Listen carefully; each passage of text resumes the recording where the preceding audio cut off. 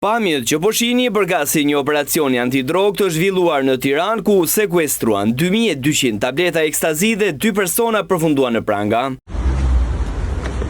Siç mëson MCN, Xhaxhajni, Bujar dhe Elvis Lezo ishin të përfshirë në shpërndarjen e drogës ku banesën e tyre në zonën e Alidemit e kishin përshtatur për përgatitjen e tabletave të lëndës narkotike ekstazi me qëllim shitjen në lokalet e natës. Emri operacionit Blu Punishe është vendosur pikërisht nga mbishkrimi që mbanin kokrat e ekstazi sipër. Ka dyshime që lënda silej nga vendi fqinj Italia në rrugë toksore, por origjinën fillestare nga nisej, siç thon burime nga policia, është Holanda.